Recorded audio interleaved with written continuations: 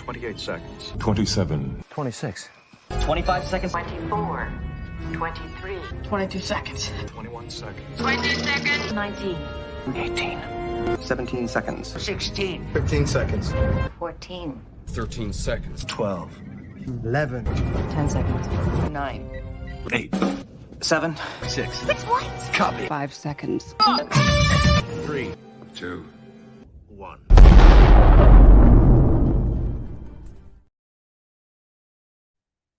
Hi there, welcome to Suspect Chatter, where we boldly discuss Star Trek. Today we'll be talking about the 18th episode of Prodigy's very first season, that's called Mindwalk. Thanks for joining me today, Kenny. Would you like to introduce yourself? Yes, I am Kenny Madison. I'm a fellow Star Trek podcaster. I'm a co-host of the Trek Wars podcast, where we compare an episode of Star Trek versus a movie of Star Wars each and every single week. We're currently in the middle of the original series versus Ewoks and droids.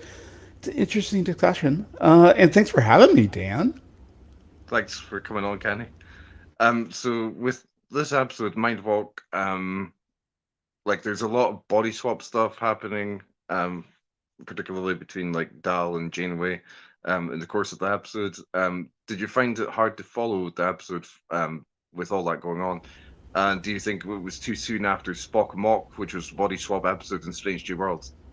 I did not have a problem following it. It's really interesting how close it was in juxtaposition to the Strange New Worlds episode, Spock and Mock, because that was I literally had a friend who is not a Trek person at all send me a message this week saying that Spock and Mock was one of his favorite episodes of Star Trek, period.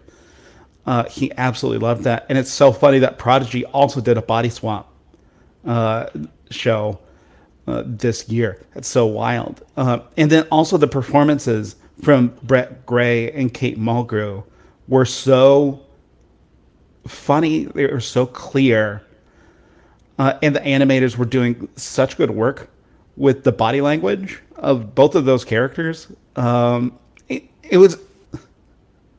It must have been so much fun for both of them to kind of get out of playing their usual characters and just being able to have a little bit of fun, especially Kate Mulgrew, who's been playing Janeway for so long, and she gets to be this completely different version of Janeway. What do you think?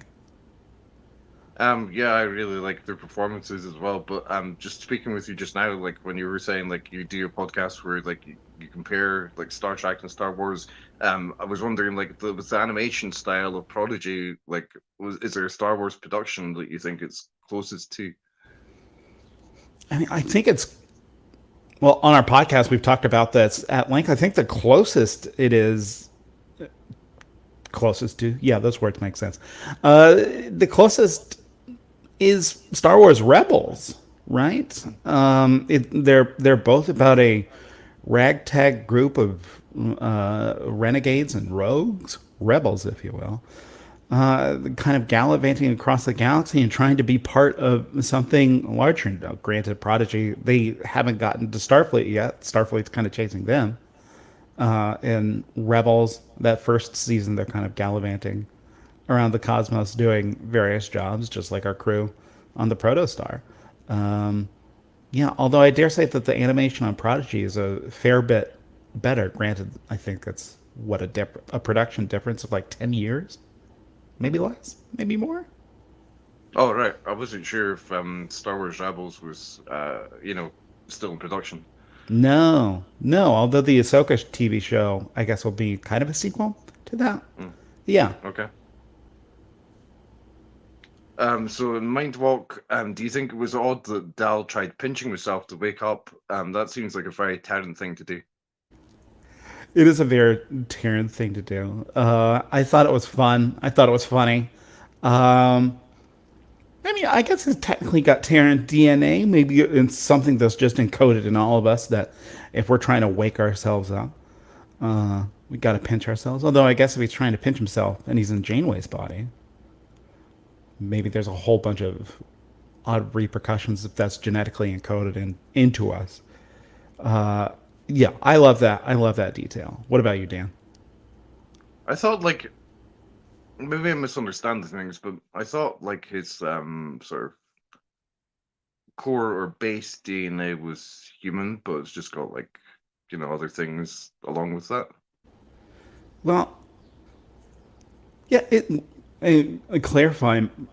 Stop me if I'm wrong, but I feel like it's a mixture of 30 different types of DNA, with a base of Eric Sung's augment Mm, DNA. Am I right?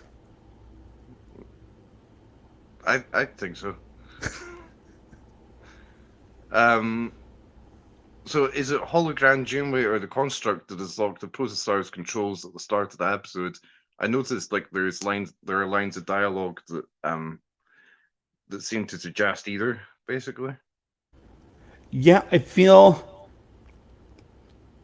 Oh boy, it's complicated, right? Because hologram Janeway is kind of operating against her own protocols because she wants to make sure that they get to Starfleet. That is her drive. Um, so I figure like if it was hologram Janeway, that was controlling the ship and locking the ship in, wouldn't there be some sort of deferential protocol that would, I don't know, stop the protostar whenever the Dauntless shows up, and so they could be in communication with the Dauntless? Maybe it's the construct. Mm.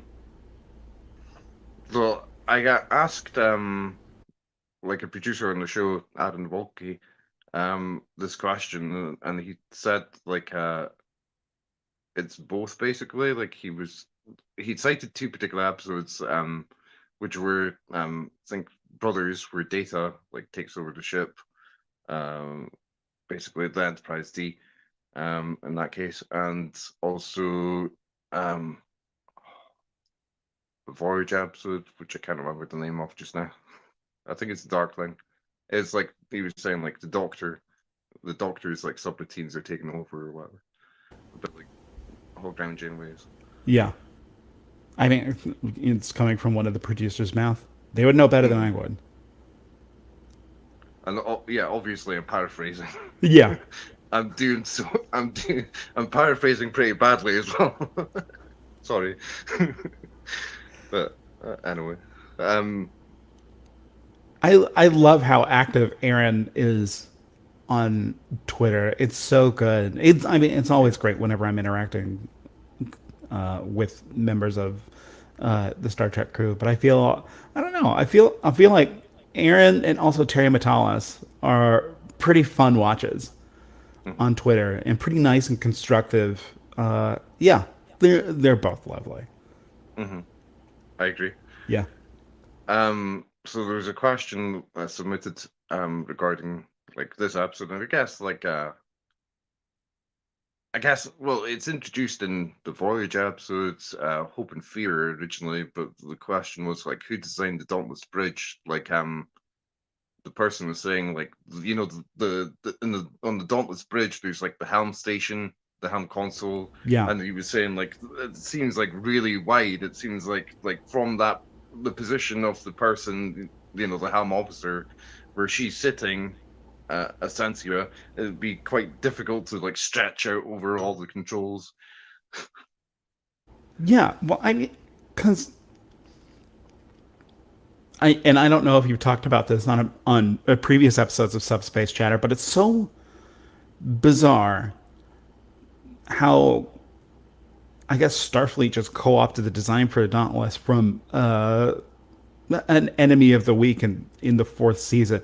Granted, I love the design of the Dauntless. I very much nerded out whenever the Dauntless showed up, and also it just raises a whole bunch of questions. Where whenever Voyager got debriefed, did Starfleet engineers just go, interesting design from this 1 week of adventures that you were doing, and then just put that into production?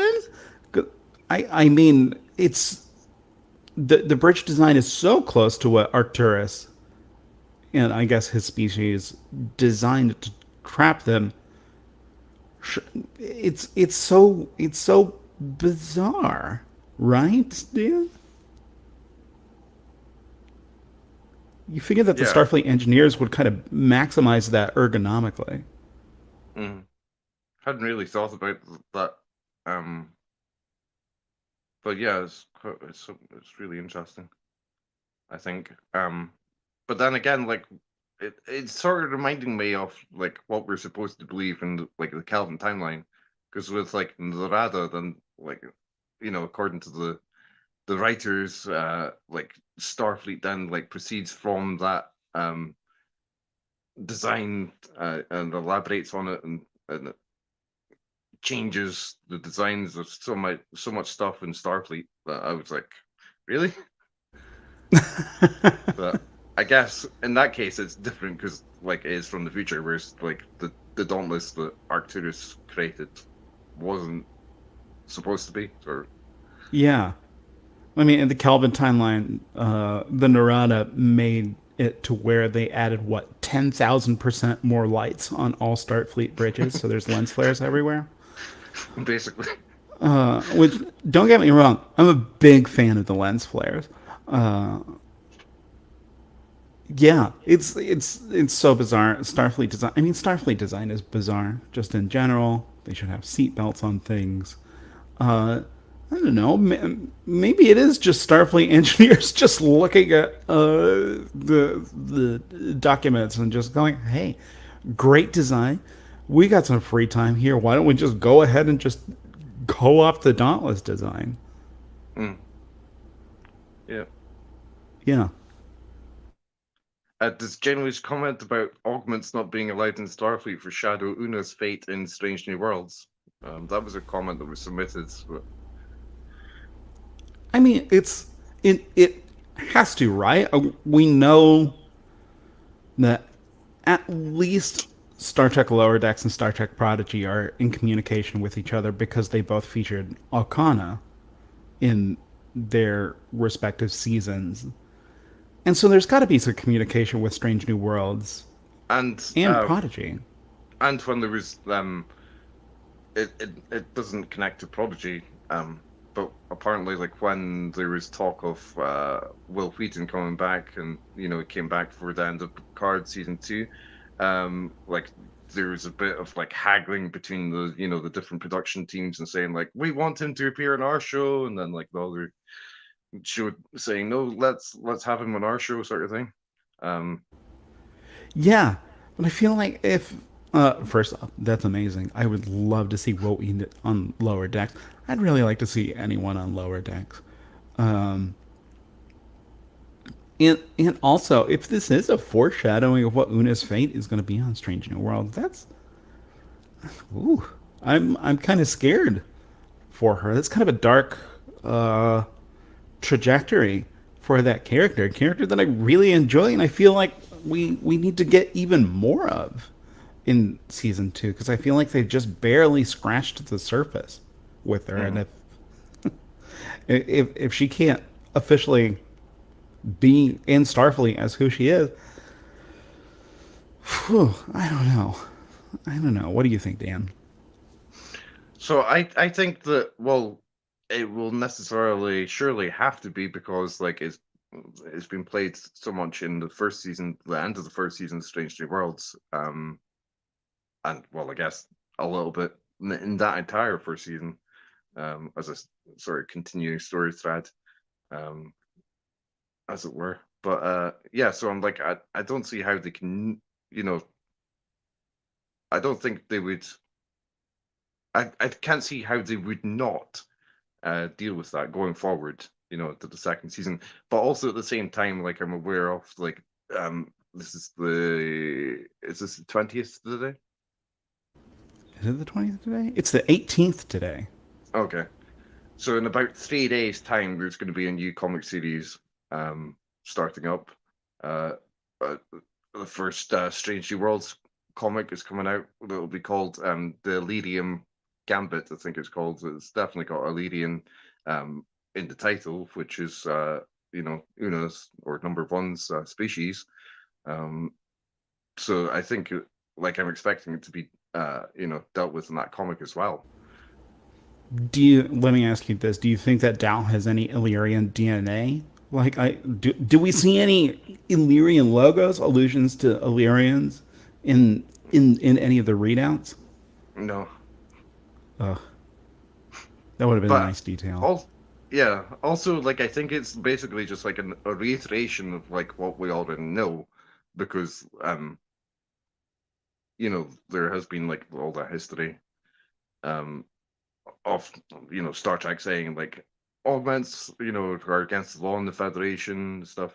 Even though like we've also had like the likes of like Dr. Bashir, who was like genetically um augmented, but still. Yeah, it seems like a very absolutist view from an organization that prides itself on inclusion. Mhm. Um, Although that would invite the greater conversation of eugenics in general, and then I guess less than admirable players could suddenly get admitted into Starfleet through altruistic lies. It's a complicated question, but then there are folks like Bashir, who's just a fabulous person, a fabulous character, contributing to Deep Space Nine so much. Um, yeah, it's odd, but also I guess not. Whenever it comes to genetic engineering, and then certainly as we get further and further into the future, certainly not every single culture can have the same taboos regarding genetic engineering as we do, nor necessarily the same inclinations, right? Well, I think that was what like was like introduced like new about the Illyrians, because like Strange New Worlds, introduced like the concept that they do consider like genetic engineering and stuff differently to the Federation. Yeah, the debate of nature versus, I guess, technology. Would that Mm. be how you're framing that debate? Which one is? I don't know. What does it mean? So, was the focus on Dal losing his phaser as he jumped from the Dauntless significant? I guess it's just. First off, it was amazing to watch the phaser leave the warp tunnel. What do you think of these warp tunnels, Dan? Because it's like it's different than what we saw in like Next Generation and DS9. I mean, all of the stuff during the Rick Berman era, and then whenever JJ came along, and then suddenly every ship that went to warp was in some sort of warp tunnel, and now we've got warp tunnels everywhere. So whenever Dow's phaser gets lost and it goes out of the warp tunnel, that's cool. I love seeing that. I think it's just used to establish the danger of Dal's situation, because it seems absolutely wild for a character to just be doing a spacewalk in a warp tunnel. But also, warp tunnels are. I don't know. Is that based on. Is New Trek using all of these warp tunnels? Is that based on some sort of scientific notion that they're just trying to incorporate? You would know better than I would. Well, to me, it always looks like a transwarp tunnel. Yeah, that's exactly what it looks like. Yeah. But Could it I be a thought, quantum slipstream tunnel? Maybe even because the Dauntless did bring quantum slipstream yeah, into it. Maybe that's why Starfleet went with the Dauntless design, because that would be a shorthand. Although, no, they use the transwarp corridors to get back to Earth, right? I thought it's also interesting in this episode. You see like a schematic, the MSD or Master Systems display of the Dauntless. I was reading about that today, and apparently, like one of the things that they got in it on it in the schematic is a Klingon bird of prey spelled Pray. Look, sometimes Starfleet engineers are just going to have off days in terms of spelling. They're putting together those MSDs. I don't think it will even have like a Klingon bird of prey that we know. Yeah, exactly. Never mind a Pray. Crazy engineering. Yeah.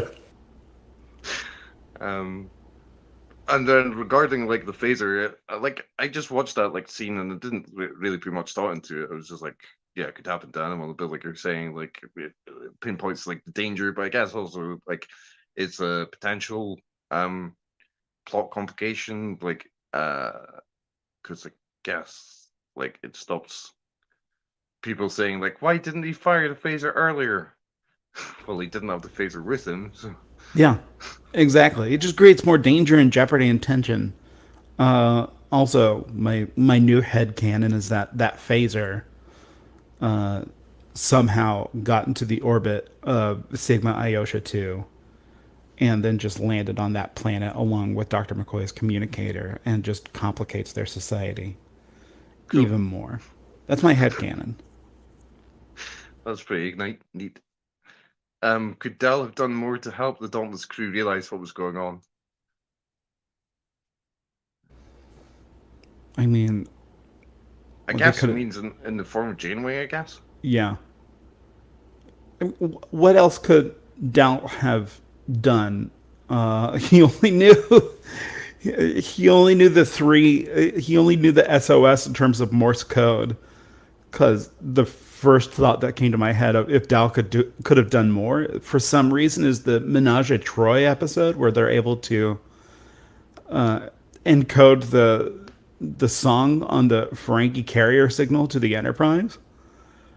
And so maybe Dal could have done that, but he only knows so much Morse code, and I'm not entirely sure that his technical knowledge is necessarily as good as Riker and Troy. Well, yeah, like that. It's speculated that he only learned the letters S until it was Morse code. Yeah. Yeah, that's all he knows. He only knows SOS. I don't know. What else? What do you think? I think he could do. I think he did all he could do. Because I mean, what would you do if you woke up in Admiral Janeway's body? Well, like he realizes.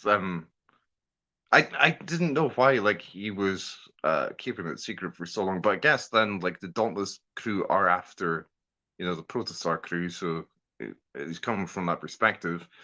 But yeah, like the Dauntless crew end up sedating him and stuff, and it's just it's thanks to the diviner that he's able to get free from that situation. Yeah, yeah. What was that about? The diviner setting Admiral Janeway free. Yeah, because Janeway had saved the diviner's life, basically. Yeah. It's so it's weird to see the diviner starting to, I don't know, be nicer, be more sympathetic, be more empathetic. It's very interesting. Very interesting. It's sort of reminding me in the Lower Decks comics that it's just completed its run of 3 issues. It's like they refer to the Federation turnaround. It's like people that you think are going to be antagonists, and they're just like able to make friends with them ultimately. Yeah, they can just it's the joys of Federation diplomacy. They can talk their way into any enemy's heart and just make them a friend. Mm-hmm. How did you feel about Dr. Noom advising Janeway to take coffee again? Like we'd seen her in the previous episode, like drinking tea and saying like it was doctor's orders. But here she's like, or well, not her, but like Dal in her body is like advised to drink coffee and I like it. I like that Dr. Noom was looking at Janeway and was like, "This is so bad. The only prescription is coffee. We know Janeway, and we got to get her back to baseline. And a good cup of coffee is gonna do that." Yeah, that was hilarious. And do you think she'll like keep with coffee from now on, basically, or do you think she'd be a tea drinker? I feel like she's got to go back to coffee. You can't deny Admiral Janeway her coffee. She'll do tea, maybe under extreme duress because she knows that she's supposed to. But come on, can you really keep her away from her coffee? To be honest, I was sort of disappointed by it because I like to change the tea because I thought it makes her a bit more like Captain Picard. Yeah, with their Earl Grey. Yeah. I guess I can live with it. So how many pips out of 5 would you rate this episode? This is a really fun episode. Um, it's just a really fun episode. Let me repeat it again for the rule of three. This is a really fun episode. Um, I'm gonna give it 3 out of 5 pips, which is, yeah, it's good. I did find my attention wandering a little bit during the episode. I feel like we've gotten some past episodes of Prodigy that are a little bit more substantial, but also I love hijinks. I love hijinks on my Star Trek. It was just a really fun light episode where we got to see some characters. We got to see Kate Mulgrew give a heck of a funny performance as Dal. Some of the things that come out of her mouth are so freaking funny in this episode. Yeah, I'm giving it 3 out of 5. Cool. I think I'd give it 4. But having said that, I find each week there's like a review article written for the website that I'm editor of, workfactorcheck.com, and I found like this one like really difficult to edit just because of the body swap factor. It was like, how do you actually like refer to these characters? Like, I found it can be a little bit difficult. But like, I really liked the end of the episode. I really liked seeing the big fleet that appears, and so many recognizable ships in that fleet. I thought that was cool. Yeah, I feel you would certainly know better than I, but I feel like we saw like some new era Constitution class looking silhouettes or looking profiles in there. There were definitely some new ships that I didn't recognize instantly in the lineup. I'm very excited. I'm very excited to see the ships. I'm very excited to see what happens. It's so frustrating whenever an episode of Prodigy ends because I want the next one to start. I want to know what happens next. So regarding that, like, what are your hopes for the rest of the season? Personally, I hope that we get a motion picture style introduction to every single ship that we see. I, as much as I love starship fights, I'm mildly irritated with the fact that it seems like New Trek under Alex Kurtzman each season ends with a big one starship against a whole bunch of starships, a whole bunch of Federation starships. That's weird. I hope that there is some sort of alternative that ends, or perhaps they have that fight in this next episode, and then there is just some other kind of climax that happens because the next episode would be episode 19. That's correct. Yeah, there's 2 more episodes to go. Yeah, I'm looking at the number right up there in the top corner. Yeah, I want to see some good starship fights, and also I want to see them wrap it up in a diplomatic way, and I don't know, seeing that the crew of the Protostar and Admiral Janeway are able to team up, reach a diplomatic solution, and then I don't know, set up a new status quo where our folks are maybe cadets in training at Starfleet on the Protostar. My mind is open to possibilities. Cool. What about you, Dan? Probably best not to speak about this too much because I know what actually happens. But yeah, I just thought it's interesting where this episode leaves things. And I was thinking just now as well, like they've got the possibility of, well, the construct could try and make contact with the fleet. That's the danger, I guess. Go forward. Oh yeah, I hadn't even thought about that. Yeah, where the construct could get into contact with those ships and maybe take control of all of those ships somehow, which also seems like the end of Discovery season 2, where Control is able to. Lower Decks as well. Oh yeah, Season 3. Lower Decks as well. Yeah. Never trust AI. I guess that's the ultimate lesson of new Star Trek, right? Season one of Apart Picard. from Discovery. Data, maybe. Yeah. But then even Data dies, so Yeah. maybe just altogether just forget about trusting AI. Yeah. Don't ever do it.